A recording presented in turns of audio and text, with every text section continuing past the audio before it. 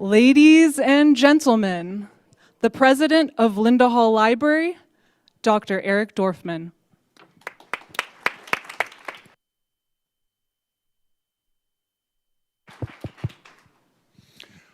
Wow, what a wonderful crowd, and not surprised. It's a really exciting evening tonight. Hello, and welcome to the Linda Hall Library. Just a marvelous night for us tonight, and thank you for braving the cold temperatures to come. I'd like to welcome this wonderful crowd in person. Hello. But also, we have people live streaming from all over the world tonight, so it's a really big night for us. I'd also like to say a special welcome to our trustees and our President's Circle members. It's really what you do for us helps make this free to the public and a very, very important role. I'd also like to say hello to our very good friends, Rainy Day Books, who are over at the back there. We love them very much, and tonight they will be hosting a book signing after tonight's lecture. So if you like what you hear, you can certainly purchase a copy and have it signed. We'd also really like to thank our wonderful partners, the World War I Museum and Memorial. Over the last many years, we have been doing partnership programs like the one tonight, and we always really have a marvelous, insightful time working with them. So if you notice at the back while you walked in, off to the right as you entered was our new acquisitions exhibition, and that's open until Valentine's Day, so not much longer. But what it does, every year, we celebrate the rare and exciting books that we purchased the year before, that we acquired. Many times they're gifts. So this is open now, and I would strongly suggest that you see it. There are some really incredible volumes in there, well, I won't tell you anything about it. Just go and discover it. And then just a month later, March 13th, we are opening Alchemy of Knowledge, Science and Mystery from Shakespeare to AI. And this is a little bit of a divergence for us too, because unlike new acquisitions that you see there, which are books laid out in cases very stately, there's going to be some immersive environments, some things that you might be used to a little bit more from museums, where we present not only the book, but the context, the way people felt about the book, trying to give you an opportunity to have a little bit more of a visceral response to it. So that's fun. Please come back for that. It's open for 9 months, so you have plenty of time to come and see it anytime from March 13th. And now it is my great pleasure to welcome to the stage Laura Vogt, Vice President of Education and Interpretation at the National World War I Museum and Memorial, who will introduce our distinguished speaker tonight. Thank you.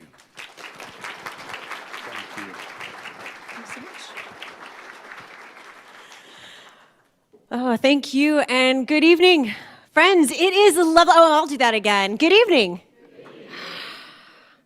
There's something incredibly special about coming together as community, and to see all of you here, it's wonderful.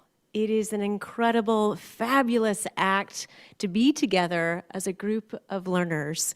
So thank you for being here on, indeed, a very chilly evening. And if you are joining us from anywhere around the world, again, welcome. And we would welcome you to come here to Kansas City, as we have some phenomenal institutions.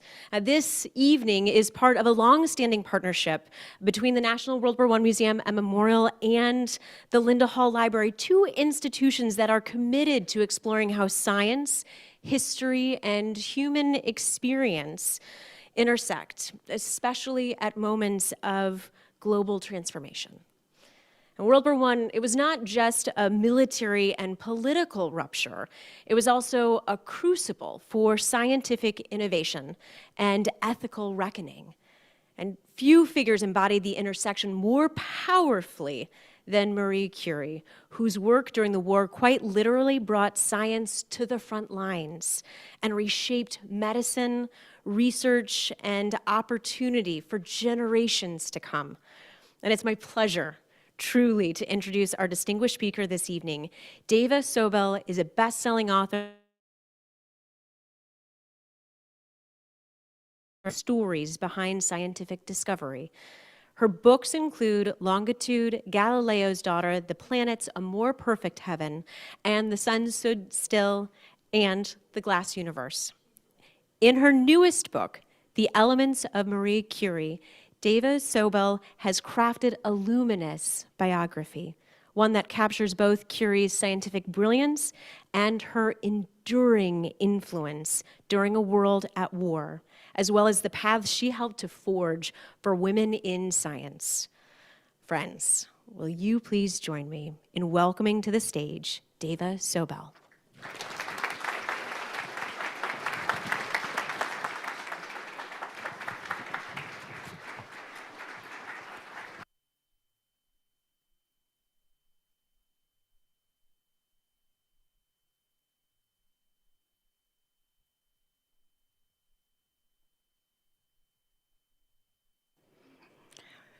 Hello, welcome everyone.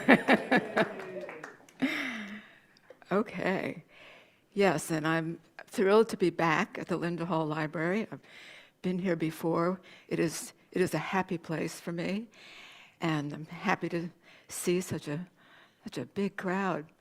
My, and to talk about this new book, The Elements of Marie Curie. It's really not new. It came out more than a year ago, but I'm kind of still postpartum from the experience. She is a powerful personality, and yeah,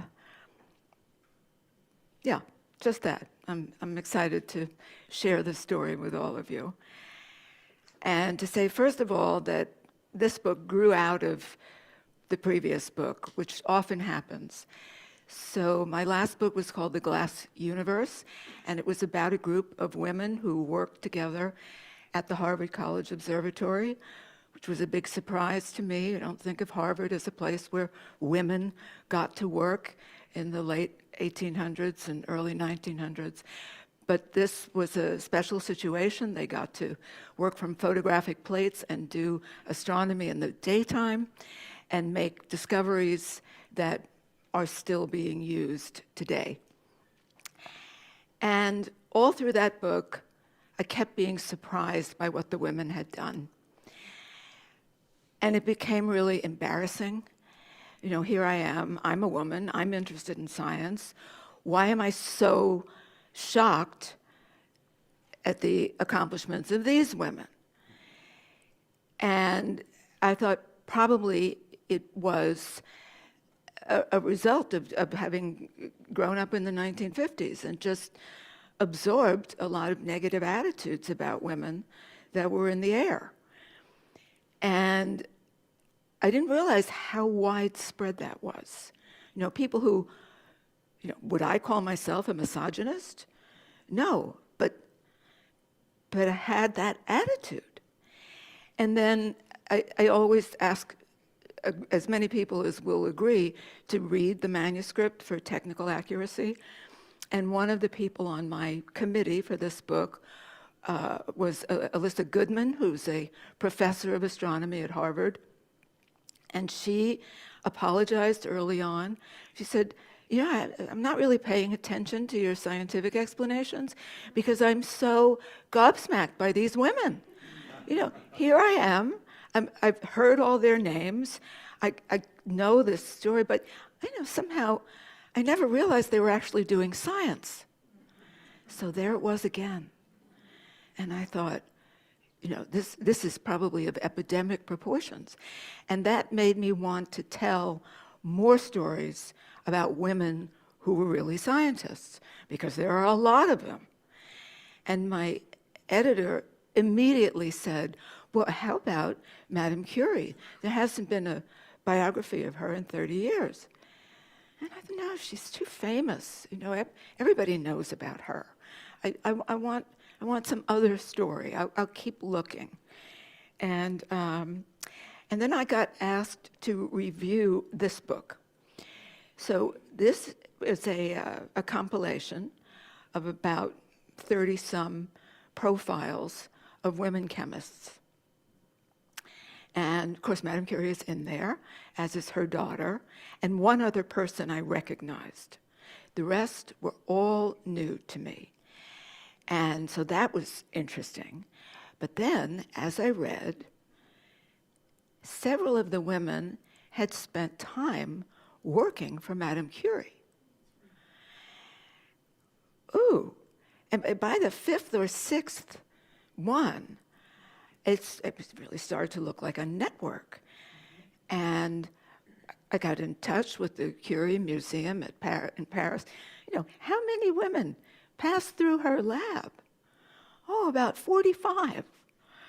So I called George Gibson at Grove Atlantic right away. I said, I have something new to say about Madame Curie. And this is the result. So I discovered very quickly that although everybody has heard about her, hardly anybody knows anything about her. You know, oh, famous scientist. Many people think she was a chemist. She was actually a physicist, and then the Nobel Prizes. But that's kind of it.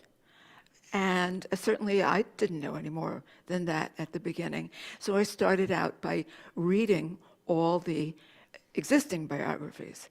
And just from her dates of birth and death, it becomes clear she lived through a period that was a second scientific revolution.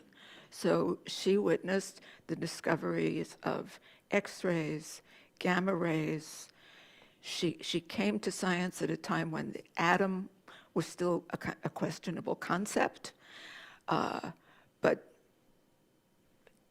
the discovery of radioactivity got scientists into the atom. So not only was the atom real, but there were subatomic particles. The notion of the quantum came up in her lifetime. The birth of atomic physics, nuclear physics. She not only witnessed all of that, she was a part of it. This is a very famous photograph. This is the first meeting of the Solvay Council. So it was an invitation-only meeting held in Brussels in 1911. And assembled around this table were the top physicists in the world. And they had come to discuss this concept of the quantum. And of course, Madame Curie is the only woman in the room. And too busy to look up in this picture, but all sorts of people are here. Max Planck is here, Albert Einstein, Ernest Rutherford. It was a truly extraordinary gathering. And this council got together approximately every 3 years. Same thing, invitation only, discussion of the most urgent questions about developments in physics.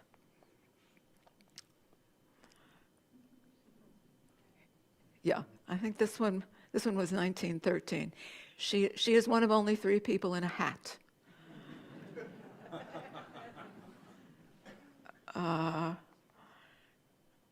Here we are again a little later. In the fox stole. So she was the only woman at these meetings for more than 2 decades. And by the time other women finally got invited, her daughter was one of the other women. But this is her milieu.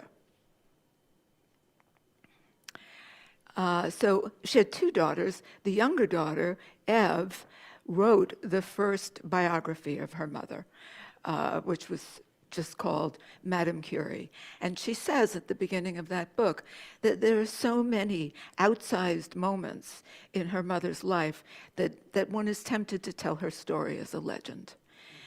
And that's true. This was a National Book Award winner. It was published in several languages, and the basis for the overly dramatic movie of the same name. Love the fact that Greer Garson played Madame Curie. So how did she get there from her beginnings in Warsaw at a time when Poland was not even a country? And she was from a family that felt its Polish cultural roots very strongly. She identified herself as Polish. In fact, even now, when Polish people hear her described as a French scientist, it's offensive. So by the time this family portrait was taken, her mother had died of TB. One of her older sisters had died of typhus. She also had an older brother who was still alive but just busy at medical school. And both her parents were teachers, and she felt that very strongly. She always wanted to be a teacher, and she was a teacher throughout her life. I'm going to go back for a minute, because in Warsaw, she could not attend university. So she and the dark-haired sister, far left, made a pact that they would help each other get to Paris and get through school. And Bronya, the older one, would go first. And when she had her degree and became a doctor, then it would be Marie's turn. But Marie worked as a governess for 7 years to earn money for this plan, which they executed successfully. And Marie's idea was always she would come back to Poland, or whatever it was called, and be a teacher and raise the standard of education. But in Paris, she met Pierre, and that changed everything. And she decided not only did their love make it impossible for them to be apart, but he convinced her that she really could be a scientist in Paris, which was not likely, and that being a scientist was the one area where they could probably make a difference. So she agreed to stay, even though she thought it would be a great sorrow to her to remain forever in Paris. One of the ways, when she married Pierre, she also got Pierre's family. And the reason she was able to do her scientific research was that Pierre's father was widowed right at the time Marie and Pierre's first daughter was born. And he moved in. He was a medical doctor, was the ideal babysitter, and just doted on this child and allowed Marie to work full-time. This is what every woman scientist needs. You know, I make a joke of it, but in the United States today, 40% of women scientists drop out when they have a child because they cannot find reliable, affordable childcare.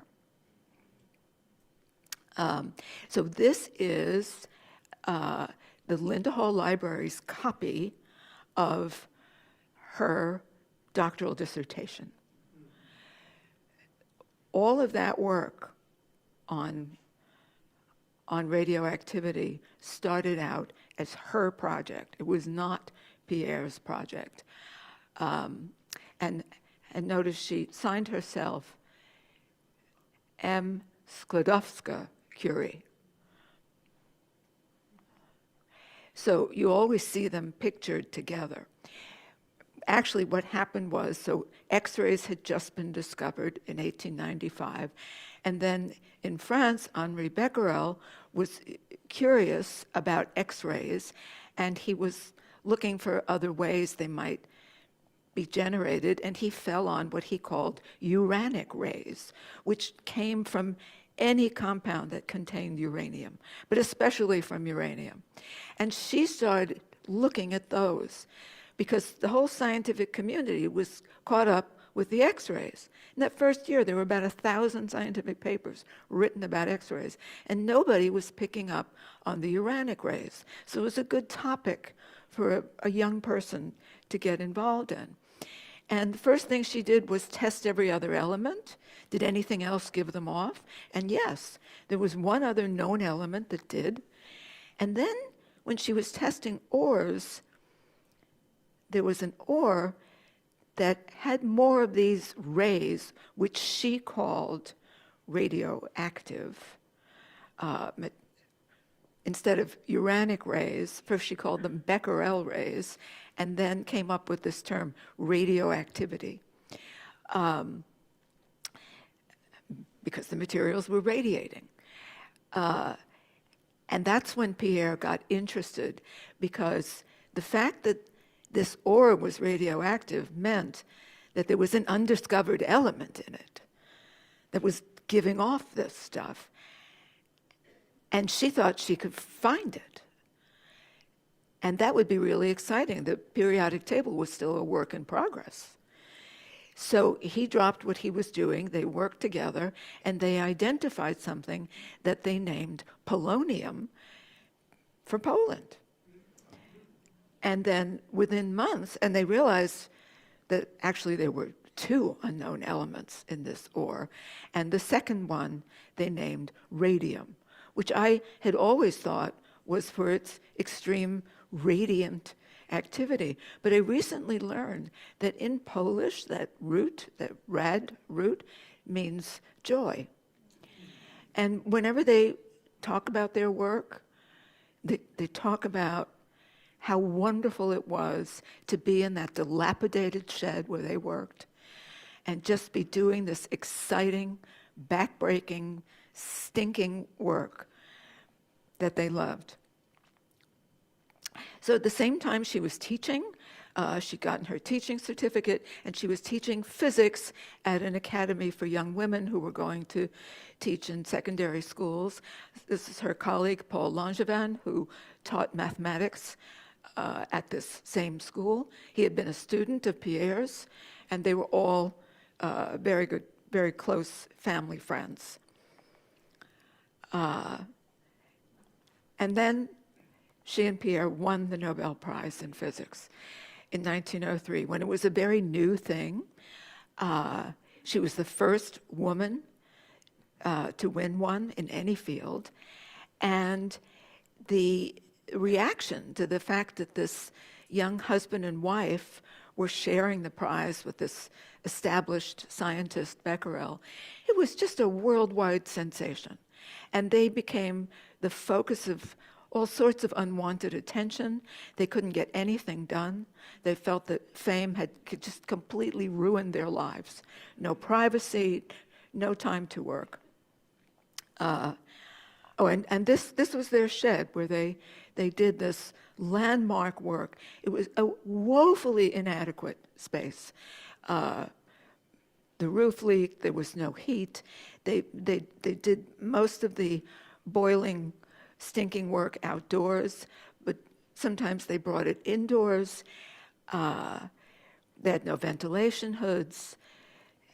In fact, one scientist who visited them said he thought it was a joke, that it looked like a cross between a stable and a root cellar. You know, you couldn't believe that Nobel Prize-winning science had gone on in this space. So within 3 years of their great success, Pierre, who had not only been made a member of the Academy of Sciences in the wake of the Nobel Prize, but also a professor at the Sorbonne, and suddenly he's just killed in an accident in the street. And that really should have ended her career. At his laboratory now at the Sorbonne, she was the chief of operations. But what was going to happen now that he was gone? and she was a 38-year-old widow with 2 young children. But the science faculty at the Sorbonne realized that she was the only person who was really capable of taking over the lab. And they offered it to her. And they offered her his teaching position, his physics course. And she accepted it. For the year after Pierre died, she kept a journal of her grief in which she spoke to him. And in that journal, she says to him, she tells him that she's been offered these things and that she's decided to accept. And that on the one hand, she thinks maybe this is the only way she'll be able to live. And on the other hand, she thinks she's probably mad to accept it. But that's what she did. And then she was the only woman in the world who was the head of a laboratory and a professor at a famous university. Other women really saw her as a beacon, a magnet, and wanted to come and work for her. The first one came within months of Pierre's death, and she actually had tremendous experience in radioactivity. This young woman was at McGill University when Ernest Rutherford was teaching there, and she was his first graduate student. And she worked with him on his studies of radioactivity. So by the time she came to Madame Curie, she had about 3 years of experience. And she shone in the lab. Originally, she was what they called an independent researcher, which meant she was on her own. They didn't really have any funding for her, any room. The laboratory was still very small and crowded.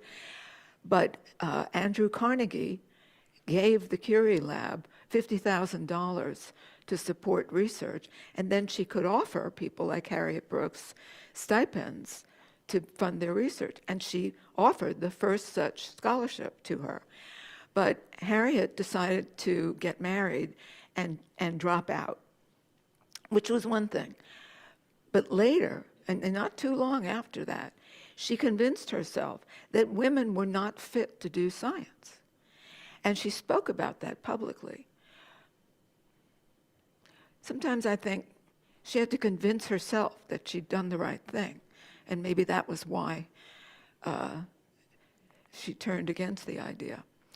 The next woman came with no experience in radioactivity from Norway, but she was an experienced chemist, and she came highly recommended. And that was what mattered most to Madame Curie, that somebody could really vouch for you as a young person, that you had the ability, the drive to do the work.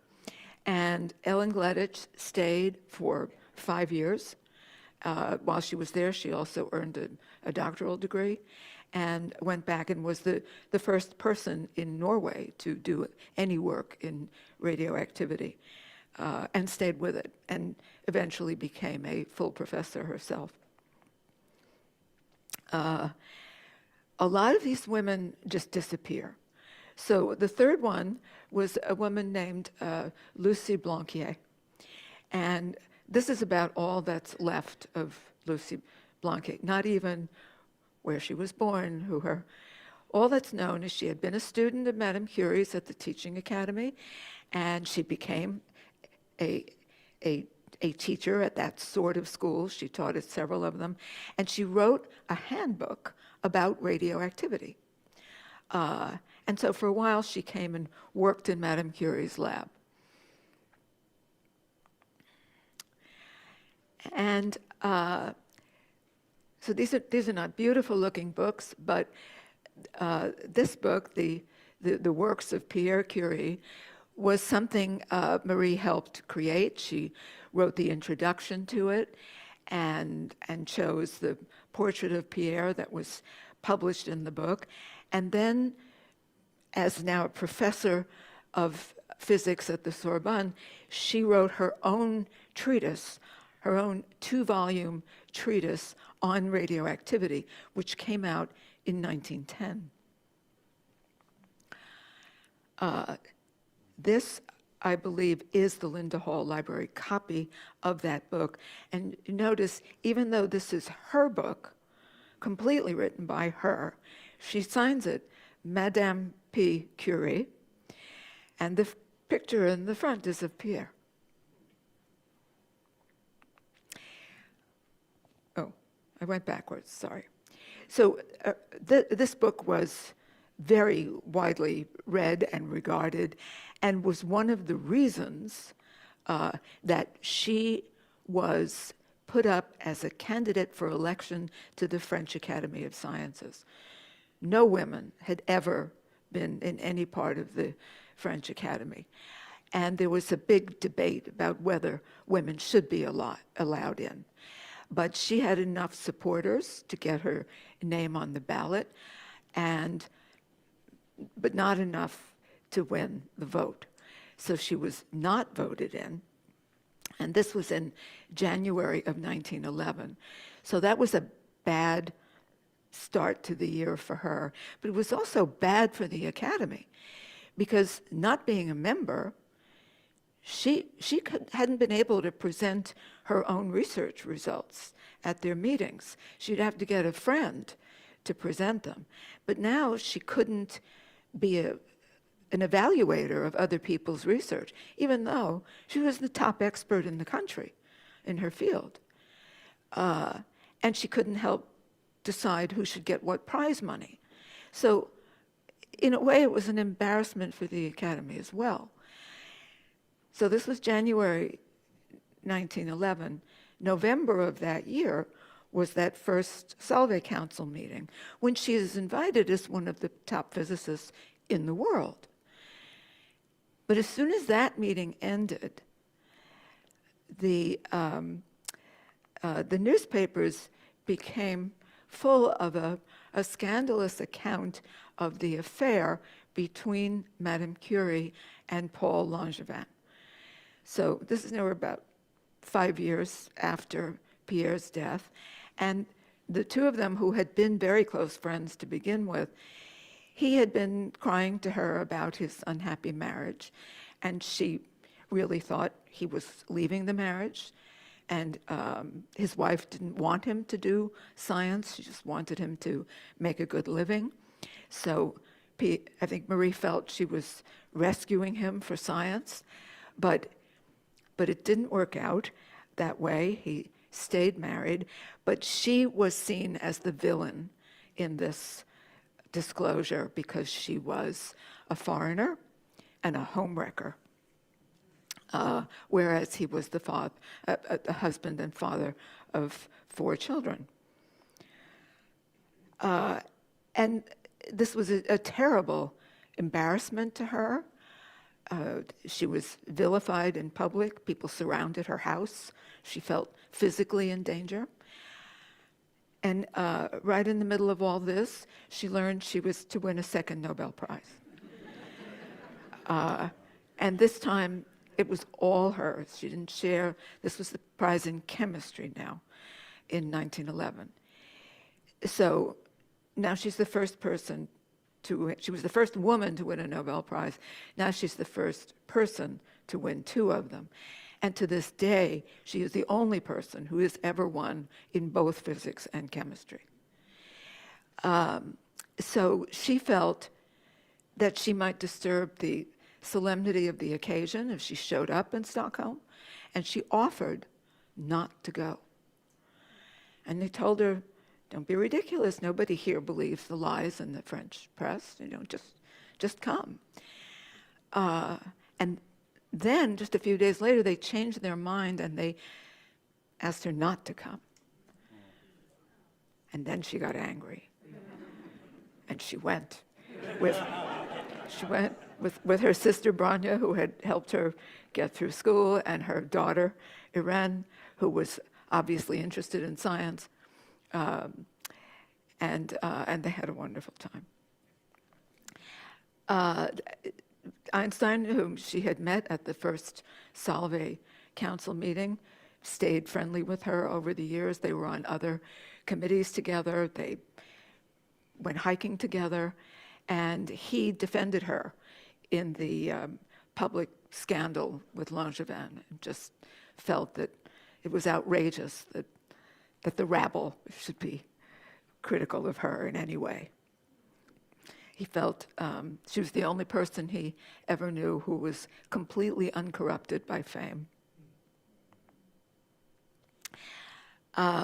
So yes, now she was alone, but of course she was still working. She did many things beyond. She had managed to isolate radium. No one had seen it except as part of a compound, because even there, it's in such minuscule quantities. But she had managed to isolate it. She'd written this serious book about radioactivity, and she'd been working all this time to create a really well-outfitted laboratory, which she had succeeded in doing. But even so, there was a sense that she was nothing on her own, that really Pierre had been the brains of the operation and she was nothing but his assistant. And that persists in places, believe it or not, even now. And her friend, Hertha Ayrton, who was also a physicist married to a physicist, noticed that and defended her in public. And when she saw in the newspaper that Pierre was credited for everything, Hertha wrote to the editor to say that errors are notoriously hard to correct, but an error that attributes to a man work that was actually done by a woman has more lives than a cat. And so Hertha and her husband did not collaborate for that reason, because that way her work was her work. And she was the first woman admitted to the huge electrical engineering brotherhood, but not the Royal Society, because she was a wife. Yeah. So Madame Curie's idea for a fantastic laboratory, a whole freestanding building, she convinced the Pasteur Institute and the Sorbonne to support this, and they actually built her a radium institute. This was her building, where all the basic research went on, and then there was another building where all the medical work went on, because from the beginning, the way that radium burned their fingers immediately gained medical applications. And within a few years, radioactivity was the treatment for cancer. And it was even called Curie therapy. So this building was finally finished and ready to move into just before the outbreak of the First World War. So she was moving things in, but the entire, all of the men on the staff were mobilized for the war.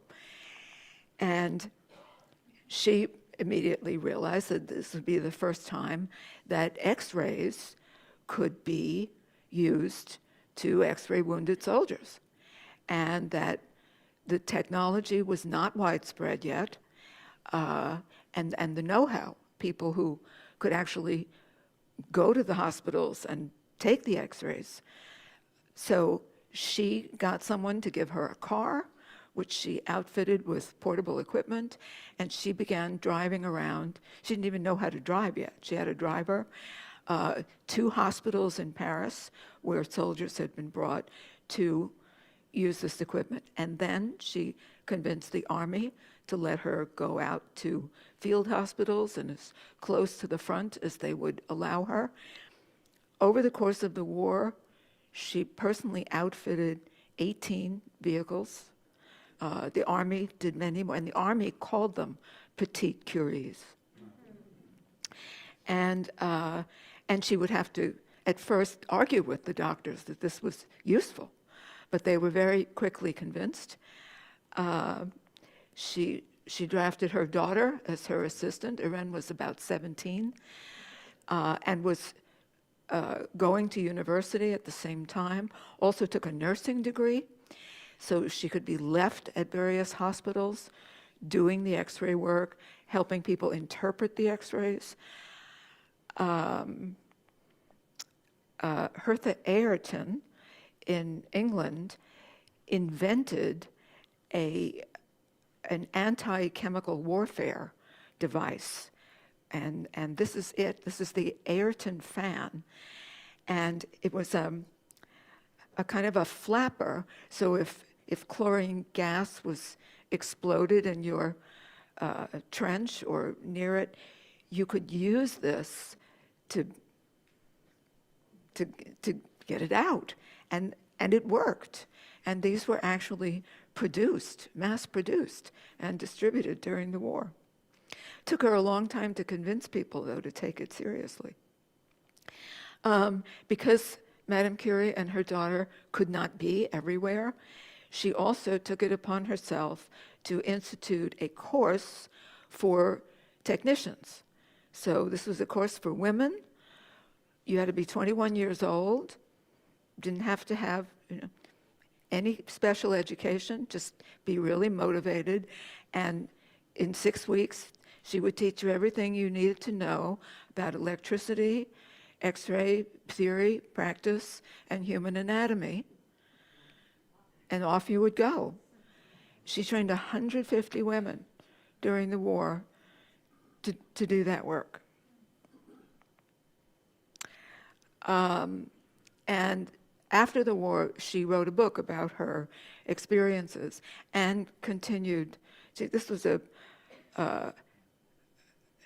iteration of her course for American soldiers. And you can see both her and her daughter in this picture because they were both teachers in the course. She is still Madame Pierre Curie in her byline, and she hated war. And she talked about how many times she had seen a young man brought to her in a mixture of mud and blood, dying of his injuries. And so you didn't have to see that too many times to hate the idea of war. But by this point, she is a great heroine, humanitarian, especially for the cancer treatment. And she was courted by an American writer, editor, Marie Maloney, who was far right in this picture, and who volunteered to raise money from the women of America to buy Madame Curie a gram of radium, and then to bring her with her daughters to this country and have her travel around and be celebrated, just the kind of thing Madame Curie hated, but she couldn't turn down that gift.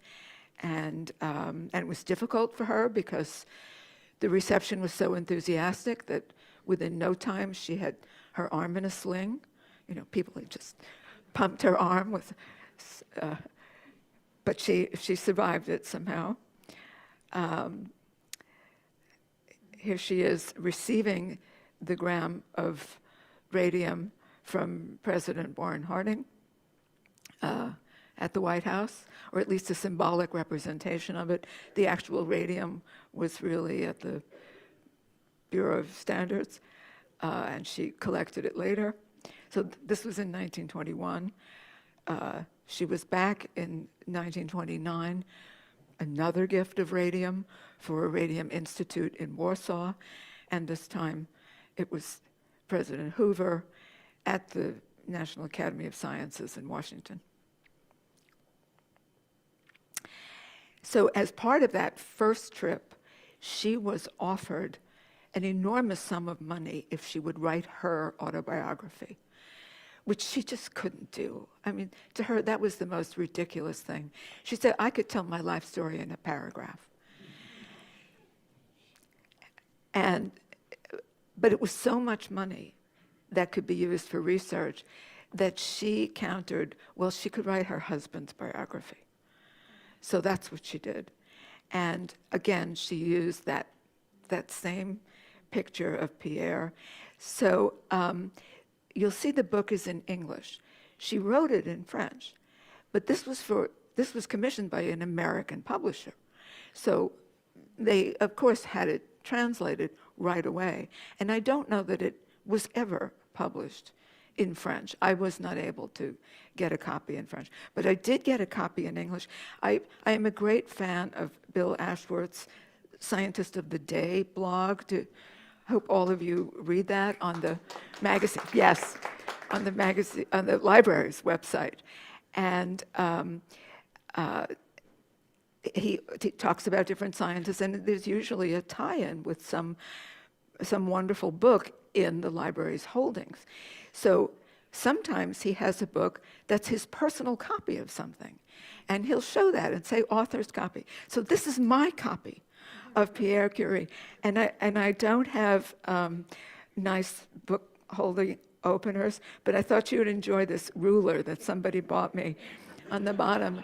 On the other side, it actually has inches and centimeters, but it's about great women rulers in science, with Madame Curie's picture at the top. Yeah.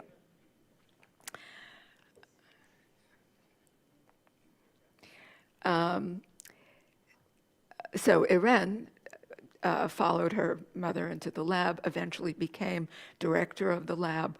The younger daughter was always artistic, musical, not interested in science, but they all got along great. And some of the best resources I had were the collections of letters that the three of them wrote to each other, because they wrote to each other all their lives about everything. And then Irene later also wrote, not really a biography, but sketches of what it was like to be Madame Curie's daughter. Not only did she follow her mother into the lab, she married her lab partner, and together they also won a Nobel Prize. And this is not my copy, but this, Irene and her husband, Frederick Joliot, helped when Marie died, she was doing a revised edition of her book about radioactivity. The two of them finished that work, and then Irene helped publish Madame Curie's collected works, both in French and Polish. So Irene had also tried to get into the French Academy of Sciences, and being a kind of feisty character, she tried a few times and never got in. And just to show again, but you could be a Nobel Prize winner, and if you're a woman, you just weren't going to get in. So the first woman in France who gained entry into the Academy of Sciences was this person, Marguerite Perret, who was the last person Madame Curie hired as a lab technician before she died. And the reason Marguerite Perret became a lab technician was that she wanted to be a doctor, but her father died when she was very young. Her mother had, I think, 4 other children. There was no way to get through medical school, so she did the best she could. She became a lab technician. But as soon as she was in the lab, everybody realized what a talent she was. And they gave her a lot of interesting things to do. And she went on to discover an element, and the element francium. And at that point, Irene and other people in the lab encouraged her to get her doctorate. She wrote her dissertation about the discovery of francium. And she went on and became a professor, head of a laboratory, and really had a remarkable professional career. But she wasn't really a full voting member of the Academy. That didn't happen until 1979. And that was Yvonne Choquet-Bruhat, who was a physicist, was the first woman who was really a full voting member of the Academy of Sciences in France. So this is my last picture. One of the things that surprised me the most in the course of doing this research was the number of people who revered Madame Curie, who would say things to me like, "Oh, she's my hero." You know, this is somebody who's been dead a long time, but has not been replaced in the hearts of many people. And I think part of the reason was her great humanity, that she was known as someone who was completely dedicated and never got full of herself, that kept her same simple dress and manner, whatever she was doing, even meeting the President of the United States, you know, whatever it was, she was herself. And then the way she inspires young people to go into science. You know, you think if you were going to have a role model, you'd pick someone whose achievements you might hope to emulate. You know, how do you follow up somebody who's won 2 Nobel Prizes? But it doesn't matter. She still works, and she was great company for me during the pandemic, because her attitude about adversity was something just so admirable. Whatever it was, you know, you're barred from university, whatever they told her she couldn't do, she didn't spend a moment complaining about it. She just figured, how can we get around this? And then managed to get around it. And so we have time for questions, but I'll leave you with one anecdote. Last spring, I spoke at the National Academy of Sciences, and it was a luncheon, so it wasn't really a formal lecture, and there was a lot of back and forth, and these people were pretty unhappy. You know, last spring, when it was starting to be clear what would happen to scientific research under the Trump presidency, so they were grim, but nevertheless, they were glad to see each other. It was very sociable, and a woman, Huda Akil, got up at the microphone, and she said that when she was growing up in Syria, she was in a convent school, and one of the nuns gave her a biography of Madame Curie from the school library to read. And she said, it was life-changing. First of all, a woman could be a scientist. I had no idea. I'd never seen such a thing. And then, if you were born in a country that didn't have room for your abilities, you could go to a country that did. And that's how she got here. So, so maybe some of you have Madame Curie inspiration stories. If so, I would love to hear them. Thank you. We do have time for some questions.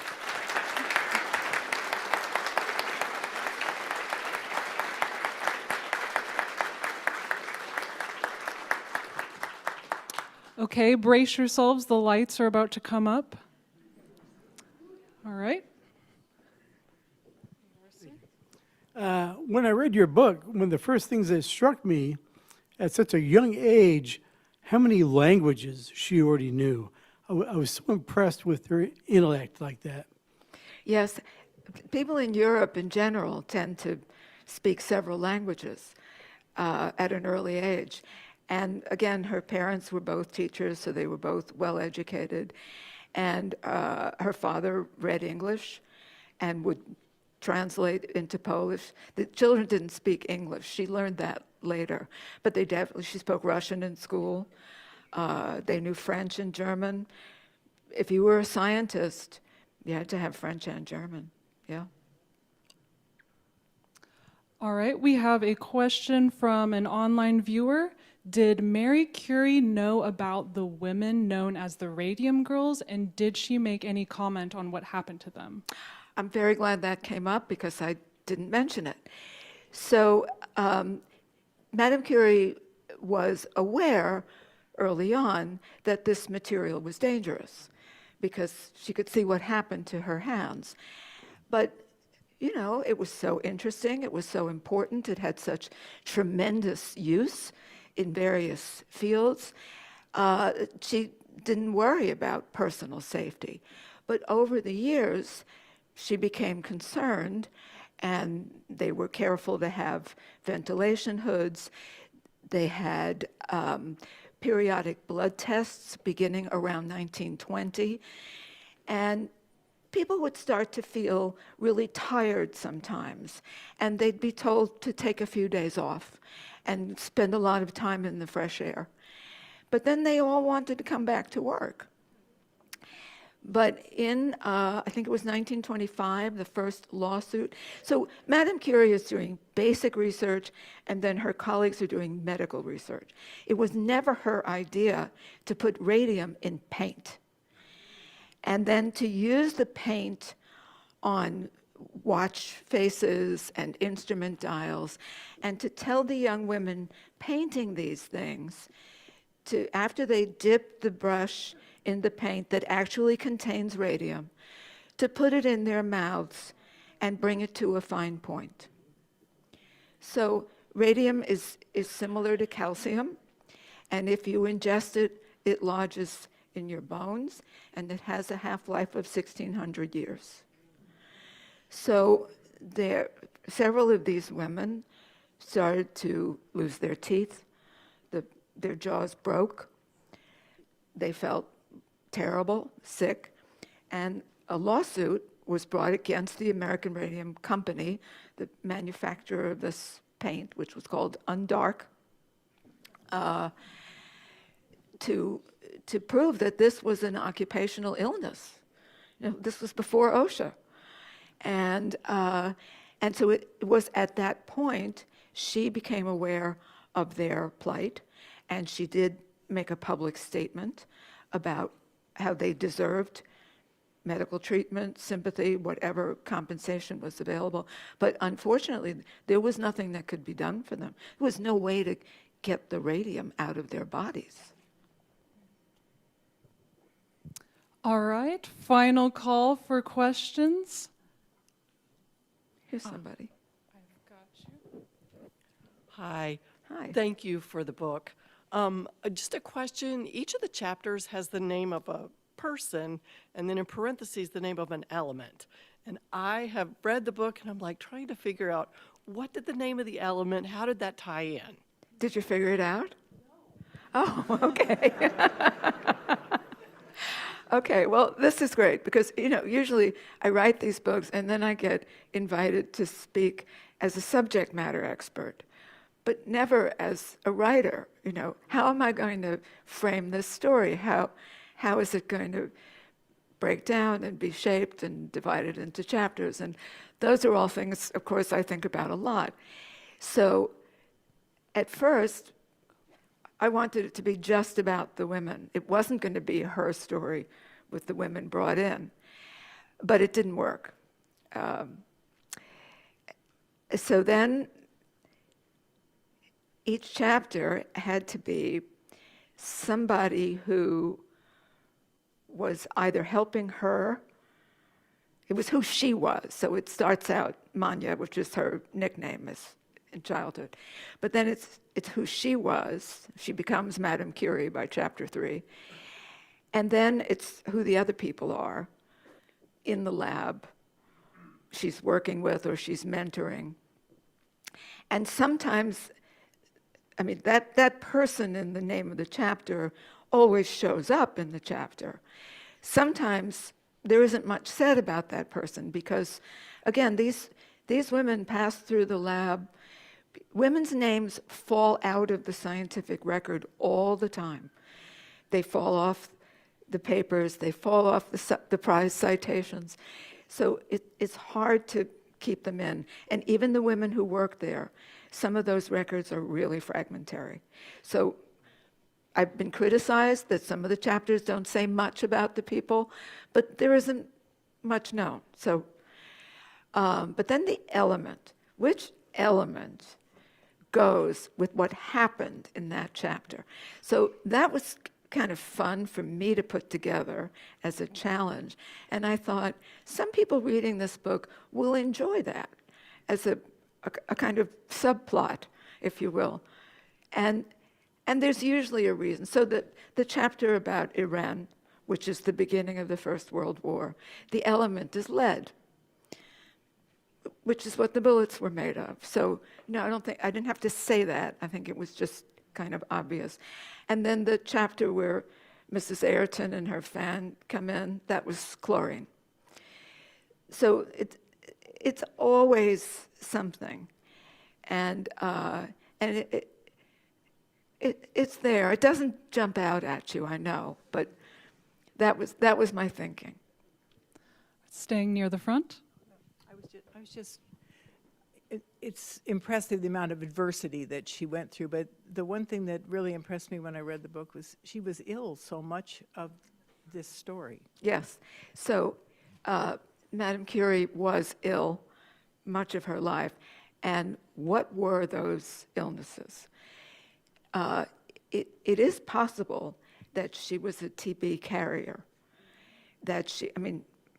Her mother tried to shield the family.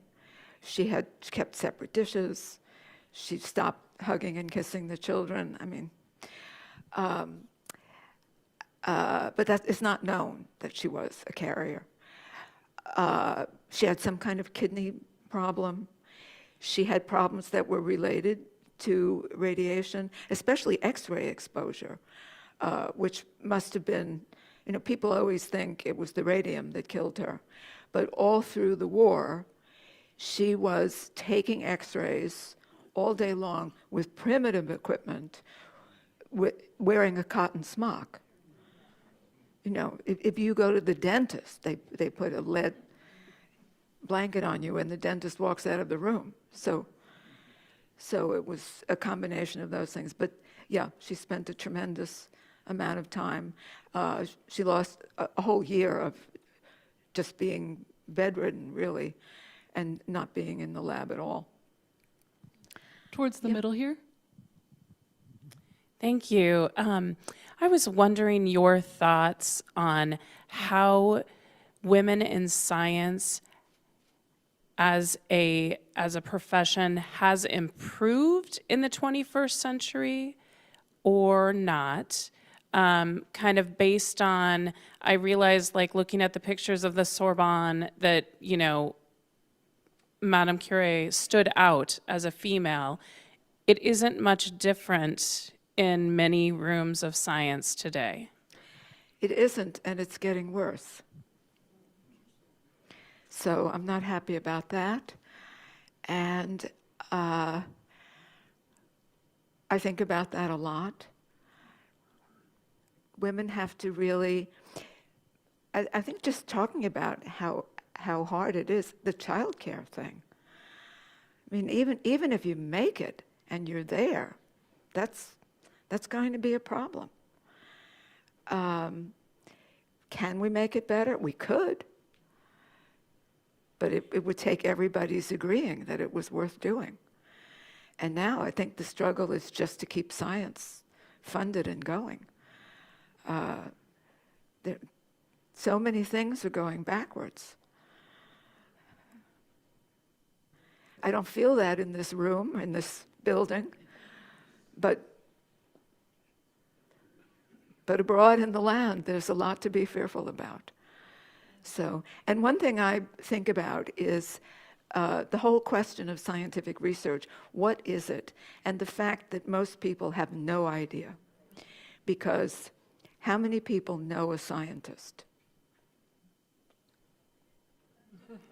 Yeah, let's put it as a question. Do you personally know a scientist? Have you ever met a scientist? Okay, so even in this room, I think it's not most people. And then what do those people do all day? You know, it's a big mystery. What is scientific research? It's any one of a gazillion things.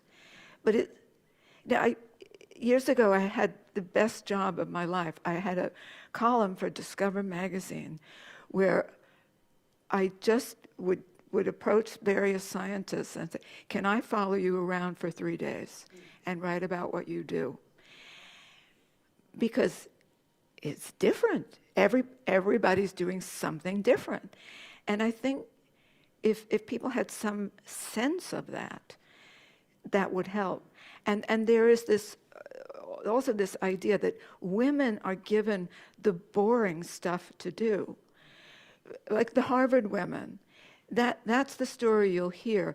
They were hired because the men didn't want to do the boring scut work. Well, that was the essence of the science. You know, the men do, that's what it is. If that's what you're interested in, it's not boring. Even if you're doing the same thing 100 times, it's not boring to you. And, you know, but the women do the scut work and the men have the aha moment 24/7. You know, that's just the impression that's given. One very good book that I enjoyed reading, this is Katalin Karikó, who won the Nobel Prize in Medicine in, was it 2023? Recent. And she wrote a book called Breaking Through about her experiences. She was born in Hungary, didn't look like she would have much chance to do her work. But in Hungary, there was affordable childcare. And she was able to do all sorts of things and continue before she came to this country.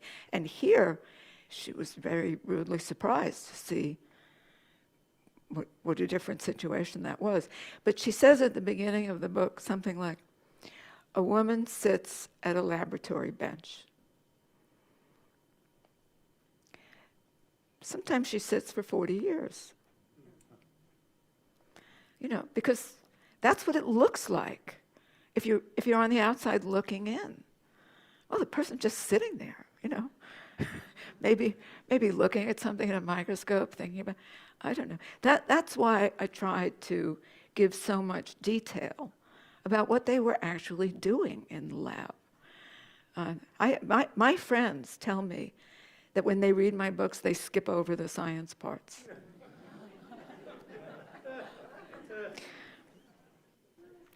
Yeah, so we all have to try, yeah. It really is important. It really is interesting. It deserves funding and respect. Well, thank you so much, Deva.